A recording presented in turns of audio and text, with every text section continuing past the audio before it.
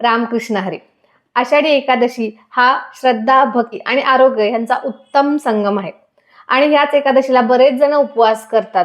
तर ह्या उपवासामध्ये आपण काय खाणार आहोत याची निवड करणं खूप महत्वाचं असतं.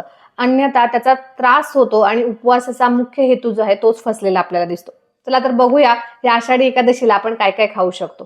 तर सगळ्यात पहिला जो आहे पदार्थ तो म्हणजेच राजगिरा. तर राजगिऱ्याचे लाडू तर पचायला छानच असतात, पचायला हलके असतात आणि इन्स्टंट एनर्जी देणारे असतात. त्यामुळे हे आपण ह्या उपवासाला खाऊ शकतो. त्याचबरोबर राजगिऱ्याचं पीठ जे असतं तर त्यापासून बनवलेले थालीपीठ किंवा पुऱ्या ह्या सुद्धा ह्या उपवासाला चालणार आहे. आणि त्याबरोबर तुम्ही उकडलेल्या बटाट्यांपासून थोडेसे तूप आणि थोडी जिरे मिरची घालून जर थोडीशी फ्राय केली भाजी तर ती सुद्धा चालणार आहे. त्यामुळे हा एक उत्तम मेनू तुमच्या उपवासाचा होऊ शकतो. त्याचबरोबर तुम्ही जी सीझनल फळं आहेत आता अवेलेबल ती सीझनल फळं खाऊ शकता. फक्त लक्षात ठेवायचे की फळं तुम्हाला रात्री नाही खायचे, तुम्ही दिवसभरामध्ये ही फळं खाऊ शकता.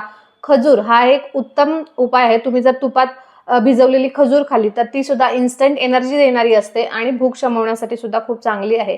त्याचबरोबर तुम्हाला नारळ पाण्याचाही ऑप्शन आहे, पण थोडंसं जपून. पावसाळ्याचे दिवस आहेत त्यामुळे सर्दी होऊ शकते, त्यामुळे नारळ पाणी एखाद्या वेळेस दुपारचं घेतलं तर चालणार आहे.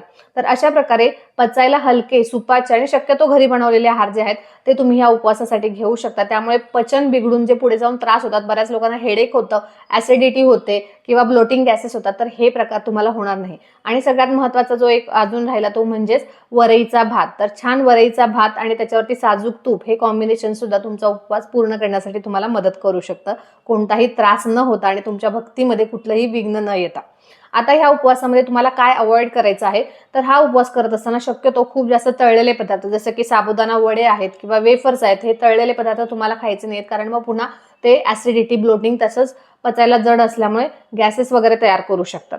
दुसरं म्हणजे जे पॅकेज्ड फूड येतं, पॅकेज्ड उपवासाचे पदार्थ, त्याच्यामध्ये खूप जास्त प्रमाणात ॲडेड शुगर, ॲडेड सॉल्ट्स असतात, त्यामुळे तेही अवॉइड करायचे आहेत. तिसरी महत्त्वाची गोष्ट जी अवॉइड करायची आहे, वर्ज्य करायची, ती म्हणजे खूप जास्त तिखट, स्पायसी, हिरवी मिरची, लाल तिखटाचं प्रमाण जास्त नाही ठेवायचं आहारामध्ये, कारण मग त्यांनी सुद्धा त्रास होऊ शकतो, कारण आपण आहार ऑलरेडी कमी खातोय.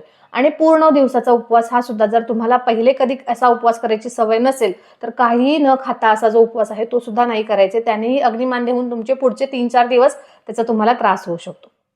त्यामुळे ह्या गोष्टी पाळून छान उपवास करा आणि छान भक्ती मार्गाचा सुद्धा आनंद घ्या. ह्या आषाढी एकादशीला आरोग्य आणि अध्यात्म याचा छान संयोग आपण साधायचा आहे. आषाढी एकादशीच्या सर्वांना खूप खूप शुभेच्छा. नमस्कार.